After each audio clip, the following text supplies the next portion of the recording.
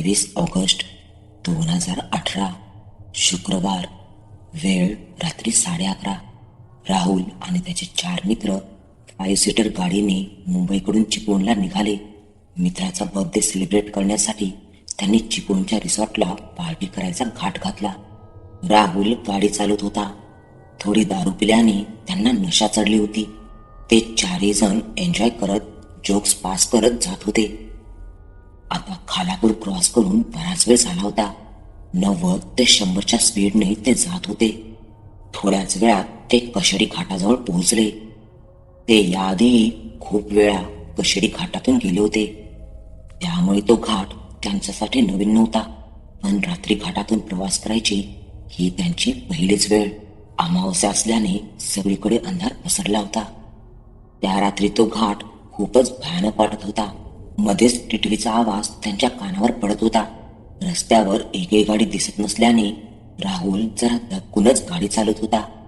त्या अंधारलेल्या रस्त्यात वेगळीच भयानक शांतता त्यांचं मन अस्वस्थ करत होती.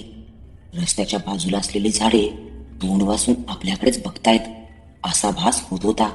अर्धा घाट पार केल्यावर राहुलला आपल्या गाडीबरोबरच कसली तरी सावली धावते असा भास होत होता. त्याला आता खूप घाम फुटू लागला. खरंच कोणी आपल्या गाडीबरोबर धावते का? या विचाराने त्याचे हातपाय थरथरू लागले. त्याच्या अंगावर काटा उभा राहिला. आता मागे बसलेल्या मित्रांनाही वेगळी शक्ती आपल्या बाजूला आहे याची जाणीव झाली. त्यांच्या तोंडातून शब्दही फुटत नव्हता. आता गाडीत भयानक शांतता पसरली होती. ती सावली अजूनही आपला पाठलाग करते असं राहुलला दिसत होतं. शेवटी न राहूनच त्याने गाडी थांबवली. बाजूला पाहिले तर तिथे कोणीच नव्हतं. खाली उतरण्याची हिंमत कोणाचीही झाली नाही. आपल्याला भास झाला असं समजून त्याने गाडी पुन्हा सुरू केली. तशी त्याला पुन्हा ती अनामिक सावली आपल्याबरोबर धावते असं दिसू लागलं. यावेळेस गाडीच्या प्रकाशात ती सावली आता गडद होऊ लागली. अकराळ विक्राळ दिसणारी ती सावली बघून राहुलच्या तोंडून शब्दच फुटत नव्हते. धीर धरून त्याने मित्रांना त्या सावलीकडे इशारा केला. आता सर्वांचीच घाबरगुंडी उडाली. तो घाट कधी संपतो असं त्यांना झालं होतं. पाऊण तास होऊनही घाट संपायचं नाव घेत नव्हता. पुन्हा पुन्हा तीच झाडे लागतायत, तीच वळणं लागतायत असं त्यांना जाणवू लागलं. आपल्याला चकवा लागलाय हे एव्हाना त्यांना कळून चुकलं. राहुलने गाडीचा स्पीड वाढवला. पुन्हा त्याच वळणावरून त्यांची गाडी धावत होती आणि गाडीबरोबर ती अनामिक सावली धावत होती. तेवढ्यातच एक मोठी किंचाळी त्यांच्या कानावर पडली.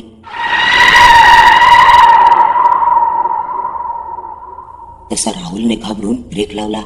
आता त्यांच्या गाडीसमोर ती अनामिक सावली गाडीच्या प्रकाशात त्यांना स्पष्ट दिसू लागली. 5 ते 7 फूट उंचीची सावली कोणत्या तरी माणसासारखीच असल्याचं त्यांना दिसलं. पुढे जावं तर ती सावली समोरच होती. काय करावं त्यांना कळत नव्हतं. तेवढ्यातच त्यांच्यातला एक मित्र अजय बोलला, आपण खाली उतरून पाहायला हवं. नक्की कोण आहे ते? पण खाली उतरायची हिंमत त्यांची होत नव्हती. हृदयाची धडधड वाढू लागली. पण आता दुसरा कोणताच मार्गही त्यांना दिसत नव्हता. कारण पुढे गेलो तरी ते त्याच रस्त्यावर फिरत राहणार होते हे त्यांना कळून चुकलं होतं. शेवटी हिंमत करून ते गाडीतून खाली उतरले. वेगळी शांतता होती त्या ठिकाणी. माणसाचा आकार घेतलेली सावली फक्त रोडवर दिसत होती. आजूबाजूला पाहिलं तर तिथे कोणीच नव्हतं. हा सर्व प्रकार पाहून ते जागेवरच थबकले. हिंमत करून राहुलने मोठ्या आवाजात, कोण आहे तिथे? समोर ये असं म्हणताच ती सावली त्यांच्या दिशेने सरकत असल्याचे दिसले. तसा त्यांच्या अंगावर भीतीने काटा आला. ते सर्व घाबरून भरभर गाडीत बसले. राहुलने गाडी सुरू केली आणि वेगाने निघाले. थोड्याच वेळात घाट संपून चिपळूणच्या रस्त्याला लागले. तसा सर्वांनीच सुटकेचा श्वास घेतला. पहाटे 5 वाजता ते चिपळूणला पोहोचले. त्यांनी आधीच रिसॉर्ट बुक केले असल्याने त्या रिसॉर्टमध्ये पोहोचले. झालेल्या प्रकरणाने सगळेच हादरून गेले. दमल्यामुळे तसेच ते झोपी गेले. सकाळी उशिरा जाग आली. राहुल अजूनही झोपलेलाच होता. तापाने फणफणला होता. त्याचं डोकंही खूप दुखत होतं. मित्रांनी त्याला उठवण्याचा प्रयत्न केला, पण त्याला कसलीच शुद्ध नव्हती. रात्रीचा प्रकार अजूनही त्याच्या डोळ्यासमोरून फिरत होता. थोडा वेळ झोपून बरं वाटेल असं बोलून तो पुन्हा झोपी गेला. चौघे मित्र बाहेर एक फेरी मारण्यासाठी निघून गेले. 1.5 तासात आले तर त्यांना राहुल फ्रेश होऊन मस्त तयार होऊन बसलेला दिसला. सकाळी तापाने फणफणलेला राहुल आता आपल्याला काहीच झालं नाही असं दाखवत होता. अजयने राहुलला कसं वाटतंय हे विचारल्यावर राहुलने विक्षिप्तपणे हसत, मला काय झालंय, मी एकदम ठणठणीत आहे असं म्हणून मोठ्याने हसू लागला. राहुलचं वागणं पाहून आता सर्वजण गोंधळात पडले. त्याकडे दुर्लक्ष करत पार्टीची प्लॅनिंग करू लागले. पूर्ण दिवस चिपळूणमध्ये फिरून रात्री रिसॉर्टवर बर्थडे सेलिब्रेट करायचा असं ठरलं. सर्व तयारी करून निघाले. चिपळूणच्या निसर्गरम्य अशा समुद्रकिनारी त्यांनी बराच वेळ घालवला. रात्री केक कापून ड्रिंक घेऊन सर्वजण एन्जॉय करत होते. पण राहुलने ड्रिंक नव्हती घेतली. त्याचं लक्ष नव्हतंच या सगळ्यांकडे. मनाशीच काहीतरी विचार करत तो बसला होता. एक आसुरी भाव त्याच्या चेहऱ्यावर दिसत होता. त्याचे डोळे लाल झाले होते. त्याला लवकरात लवकर मुंबईला परत जायचे होते. एव्हाना सर्वजण झोपी गेले होते. राहुल मात्र रात्रभर जागाच होता. सकाळी लवकरच तयार होऊन सर्व मुंबईच्या दिशेने निघाले. दुपारपर्यंत ते मुंबईला पोहोचले. सर्वांना ड्रॉप करून राहुलने त्याच्या अंधेरीला राहत्या घरी गाडी वळवली. वडील लहानपणीच गेल्याने घरी आई आणि छोट्या भावाची जबाबदारी राहुलवर होती. तसा तो खूप हुशार मुलगा होता. कॉलेज पूर्ण झाल्यावर त्याने चांगल्या पोस्टवर जॉब मिळवला. पूर्ण घराची जबाबदारी त्याच्यावरच होती. थोड्याच वेळात राहुल घरी पोहोचला आणि थेट आपल्या रूममध्ये गेला. राहुलचं वागणं त्याच्या आईला खटकलं. प्रवासात दमला असेल असं तिला वाटलं होतं. जवळजवळ 1 तासाने राहुल रूममधून बाहेर आला आणि काहीच न बोलता गाडी सुरू करून निघून गेला. त्याचं वागणं खूपच विचित्र झालेलं. आज तो पूर्वीचा राहुल नव्हता. काहीतरी वेगळंच त्याच्या डोक्यात सुरू होतं. वेगाने गाडी चालवत तो जवळच असलेल्या टिळकनगरमध्ये पोहोचला. पार्किंगला गाडी उभी केली. गाडीच्या काचा खाली करून चेहऱ्यावर विक्षिप्त स्माईल करत कोणाच्या तरी प्रतीक्षेत बसून राहिला. जवळजवळ 4 तास एकटेच गाडीत बसून त्याने घालवले. रात्री 8ची वेळ. थोड्याच वेळात एक पांढऱ्या रंगाची गाडी त्याच्या गाडीच्या बाजूला येऊन उभी राहिली. 5 फूट 5 इंच उंचीचा रंगाला सावळा माणूस गाडीतून उतरून पुढे जाऊ लागला. त्याला पाहून राहुलच्या चेहऱ्यावरचे भाव बदलले. त्याचे डोळे रागाने लाल झाले. क्षणाचाही विलंब न करता राहुल त्याचा पाठलाग करत निघाला. कोणीतरी आपला पाठलाग करत आहे असं त्याला जाणवलं. त्याने मागे वळून बघितलं आणि राहुलला हटकलं. रंजन म्हणाला, कोण तुम्ही? माझा पाठलाग का करत आहात? राहुल म्हणाला, मी राहुल, तुम्ही रंजन देसाई ना? मला तुमच्याकडे एक खूप महत्वाचं काम आहे. ठीक आहे, या, आपण घरात बसून बोलूया असं म्हणून रंजन बंगल्यात गेला आणि त्यामागोमाग राहुल. तुम्ही बसा, मी फ्रेश होऊन येतो. अवघ्या 3 ते 4 मिनिटातच रंजन फ्रेश होऊन आला. राहुल खाली मान घालून फरशीकडे एकटक बघत बसला होता. भयान शांतता पसरली होती. रंजन म्हणाला, काय काम होतं तुमचं?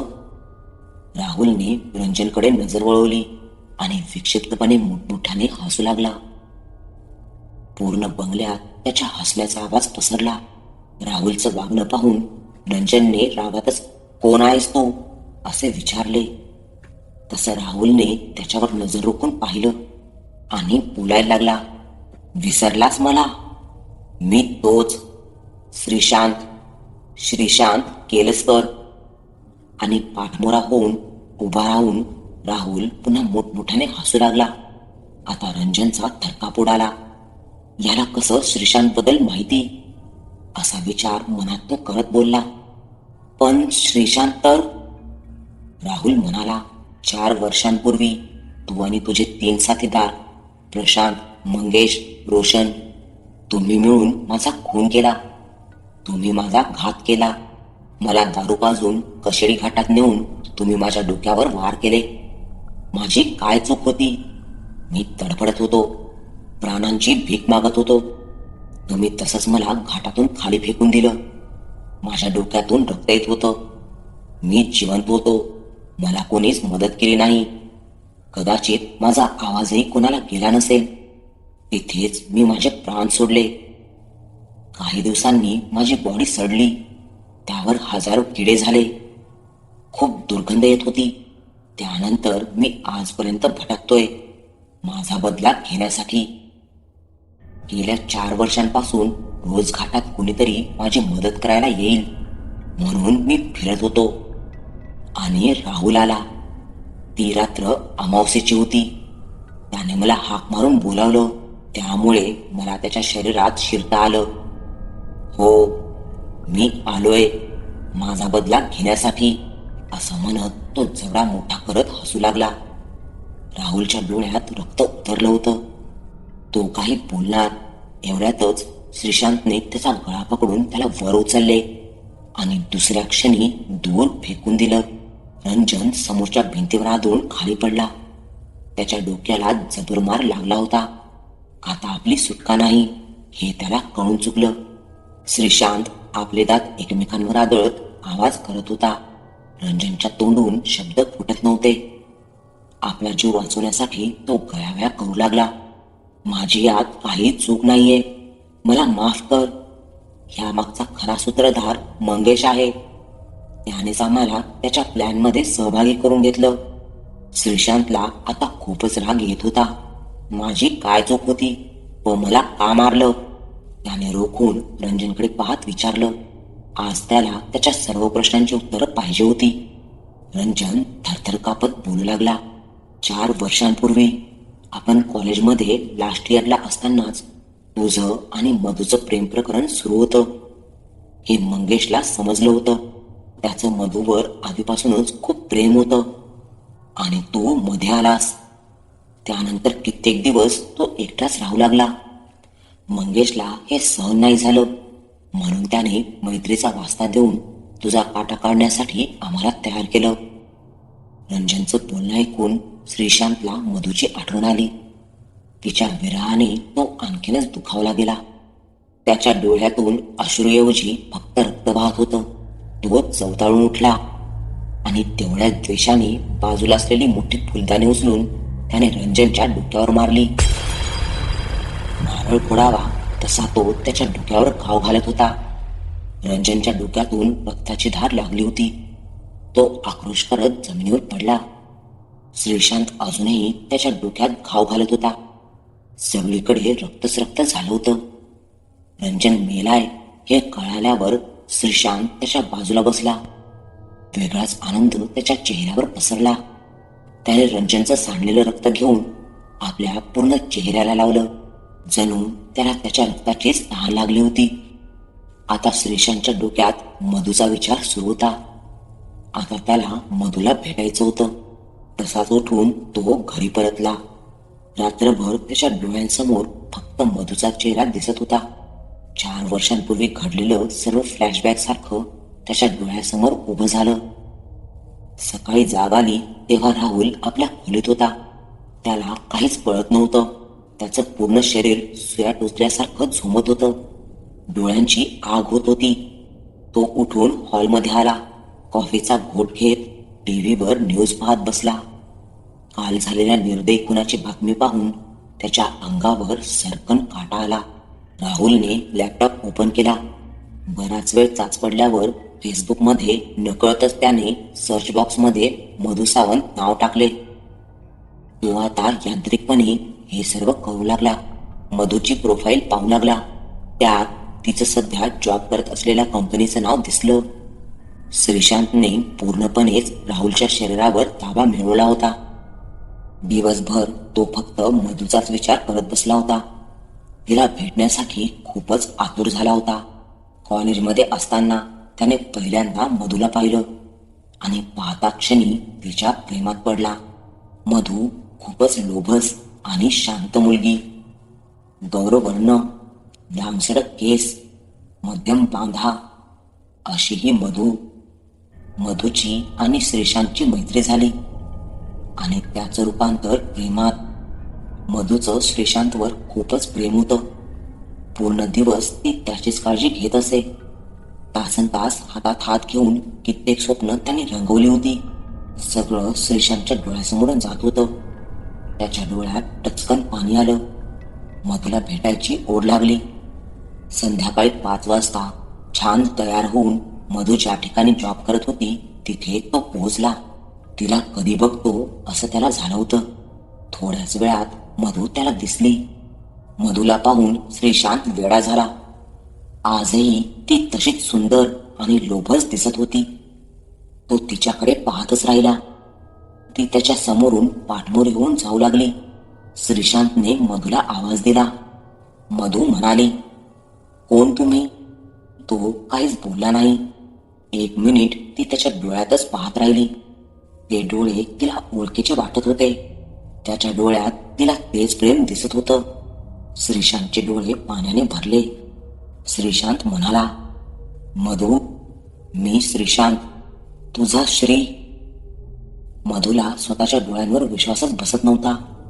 ती स्तब्धपणे उभी होती. पण हे कसं शक्य आहे? तिचा गोंधळ उडाला. श्रीशांत म्हणाला, मला माहिती आहे, विश्वास ठेवणं कठीण आहे. मी तुला सगळं काही सांगतो. जवळच एक गार्डन आहे, आपण तिथे जाऊन बोलूया का? तिने होकारार्थी मान हलवली. मधू आणि श्रीशांत गार्डनमध्ये गेले. त्याच्याबरोबर घडलेली सर्व हकीकत त्याने तिला सांगितली. त्यांनी घालवलेल्या क्षणांची आठवण तिला करून दिली. मधूचा आता त्याच्यावर विश्वास बसला होता. ती खूपच रडू लागली. रडत रडत ती श्रीला बिलगली. तिच्या स्पर्शाने त्याच्या अंगावर काटा आला. कितीतरी वेळ ती त्याला मिठीत घेऊन रडत होती. मधू म्हणाली, श्री, तू मला सोडून का गेलास? तुझ्याशिवाय मी कशी जगली असेल? तू आता मला सोडून कुठेच नाही जायचं. इतकं बोलून ती पुन्हा रडू लागली. मधूला आता मंगेशने कसं आपल्याला श्रीशांतपासून वेगळं केलं हे कळालं होतं. गेल्या काही वर्षात श्रीशांतचा काटा काढल्यावर मंगेशने मधूबरोबर जवळीक साधली होती. काही महिन्यांपूर्वी त्याने तिला लग्नासाठी मागणी घातली. मधूच्या घरच्यांनीही त्याला संमती दिली. पण मधूच्या मनात फक्त श्रीशांत होता. आता तिचा खूपच संताप झाला. मंगेशने आपल्याला आणि श्रीशांतला दूर केलं या कल्पनेनेच ती पेटून उठली. मंगेशला त्याच्या कर्माची शिक्षा मिळालीच पाहिजे असं मनाशीच ती पुटपुटली. श्रीशांतला तिचा आवेग, तिचा सुगंध सगळंच मोहून टाकत होते. ते म्हणतात ना, खरं प्रेम मेल्यानंतरही संपत नाही. असंच काहीसं त्यांच्याबरोबर झालं होतं. श्रीशांतची निघायची वेळ झाली. निरोप घेताना दोघांच्याही डोळ्यात पाणी तरळलं. मी रोज याच गार्डनमध्ये संध्याकाळी 6 वाजता तुला भेटायला येईल हे वचन देऊन तो निघून गेला. ती त्याच्या पाठमोऱ्या आकृतीकडे पाहत राहिली. वेळ रात्री 10 वाजता. रंजनच्या खुनाची वार्ता मंगेश, रोशन आणि प्रशांतला कळाली. त्याच्या जाण्याने त्यांना मोठा धक्का बसला. रोशन आणि प्रशांत एकाच ऑफिसमध्ये काम करत असत. त्या रात्री ऑफिसची मीटिंग संपवून दोघेही घरी निघाले. रोशन गाडी चालवत होता. रात्री 11:15च्या सुमारास त्यांना रस्त्यात राहुल लिफ्ट मागताना उभा दिसला. सहसा जास्त गाड्या त्या रोडवरून जात नसल्याने त्यांनी गाडी थांबवली. राहुल मागच्या सीटवर बसला. रोशन आणि प्रशांत त्याला कुठे जायचंय, कोण तुम्ही, असे बरेच प्रश्न करत होते. पण राहुल मात्र शांत होता. रोशनने समोरच्या आरशातून मागे बघितले. त्याला श्रीशांत दिसला. त्याच्या डोक्यातून रक्त निघत होतं. त्याचा माथा रक्ताने भरला होता आणि चेहऱ्यावर आसुरी भाव दिसत होते. हे सगळं पाहून रोशनचे डोळे पांढरे फटक पडले. त्याने लगेचच मागे होऊन पाहिले. तेवढ्यातच त्याच्या गाडीवरचा ताबा सुटला. त्यांची गाडी झाडावर आदळली. प्रशांत आणि रोशनच्या डोक्याला जोरात फटका बसल्याने ते बेशुद्ध झाले. जेव्हा त्यांना जाग आली तेव्हा ते त्याच परिसरात असलेल्या रेल्वे रुळावर झोपलेले होते. उठण्याचा प्रयत्न केला पण त्यांचे हातपाय रुळाला बांधले होते. दोघेही सुटण्याचा आतोनात प्रयत्न करत होते पण त्याचा काही उपयोग होत नव्हता. थोड्याच वेळात त्यांना जमिनीला हादरे बसतायत असं जाणवलं. ट्रेनच्या हॉर्नचा आवाज त्यांच्या कानावर पडू लागला. तशी त्यांच्या काळजाची धडधड वाढली. जीवाच्या आकांताने जोरजोरात ओरडत होते. ट्रेन जवळ येत होती तशी त्यांची तडफड वाढू लागली. आपल्या मृत्यूला ते डोळ्यासमोर पाहत होते. कान बधीर होतील इतका कर्कश आवाज झाला.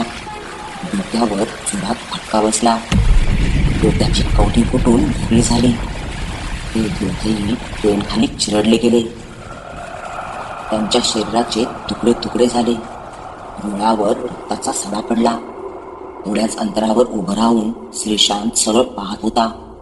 त्यांची तडफड पाहून त्याला आत्मिक सुख मिळालं होतं. दोन्ही हात बाजूला पसरवून आभाळाकडे बघून तो हसू लागला. वातावरण अजूनच भयावह वाटत होतं. दुसऱ्या दिवशी संध्याकाळी 6 वाजता श्रीशांत मधूला भेटण्यासाठी गार्डनमध्ये पोहोचला. ही त्यांची शेवटची भेट होती. आज मन भरून त्याला तिला पाहायचे होते. हातात हात घालून जुन्या आठवणी ते दोघेही हरवून गेले. इकडे रंजनचा खून, त्यामागोमाग प्रशांत आणि रोशनचा झालेला अपघात, या सर्व घटना एकामागे एक झाल्याने मंगेश हादरला होता. हे सर्व कोण करते याचा छडा लागत नव्हता. श्रीशांतने सांगितलेल्या प्लॅननुसार मधूने मंगेशला आपण 2 दिवसासाठी गोव्याला फिरायला जाऊयात असा हट्ट धरला. आपल्या मित्रांचे अशा प्रकारे खून झाल्याने मंगेशचं कशातच लक्ष लागत नव्हतं. पहिल्यांदाच मधूने त्याच्याकडे काहीतरी मागितलं होतं. त्यामुळे त्याला आनंदही झाला आणि तिला नाही म्हणणं त्याला जमलं नाही. म्हणून तो लगेचच तयार झाला. दुसऱ्या दिवशी दुपारी 12च्या सुमारास मुंबईहून ते निघाले. मंगेशला बऱ्याच दिवसातून आज प्रसन्न वाटत होतं.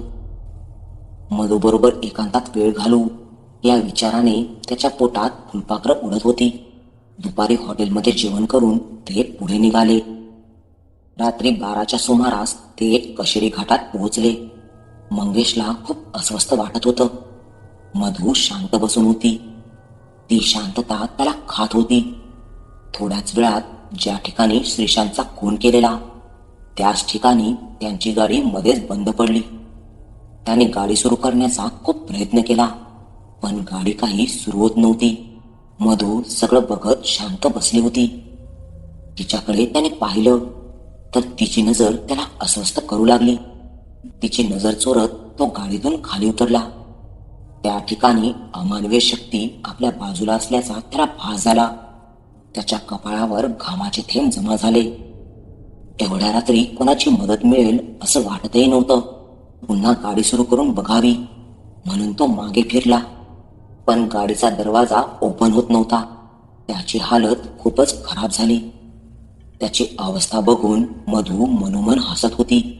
एवढ्यातच त्याच्या डोक्यावर मागून वार झाला. डोक्यात हातोडा मारल्यासारखं जाणवलं. दोन्ही हातात डोकं धरून त्याने मागे पाहिले. श्रीशांतने अकराळ रूप धारण केलं होतं. त्याच्या डोळ्यात आग दिसत होती. त्याला पाहून मंगेशच्या पायाखालची जमीनच सरकली. त्याचं अंग थरथरू लागलं. मधू खाली उतरली. मंगेश समोर जाऊन उभी राहिली. मंगेश काही बोलणार तेवढ्यातच तिने त्याच्या कानाखाली लगावली. मंगेशला सर्व कळून चुकलं. मंगेश आता तिच्या पायावर पडून तिची माफी मागत होता. श्रीशांतने त्याला खेचत खेचत रस्त्याच्या बाजूला नेलं. मंगेश त्याचे हात जोडून माफी मागत होता, पण आता थोडी त्याचा काही उपयोग होणार होता. आपण कसं श्रीशांतला मारलं हे सर्व मंगेशला आठवलं. त्याला त्याची चूक कळाली होती. जसं मंगेशने श्रीशांतला मारून घाटातून खाली फेकलं तसंच त्याने मंगेशला खाली फेकून दिलं आणि त्यातच त्याचा मृत्यू झाला. मधूच्या डोळ्यात पाणी आलं. तिचे डोळे पुसत श्रीशांतने तिला जवळ घेतलं. श्रीशांतचा बदला पूर्ण झाला. त्याला 4 वर्षांनंतर मुक्ती मिळाली होती. मधूचा निरोप घेऊन तो निघून गेला. ती त्याच्या धुसर होणाऱ्या सावलीकडे पाहत राहिली.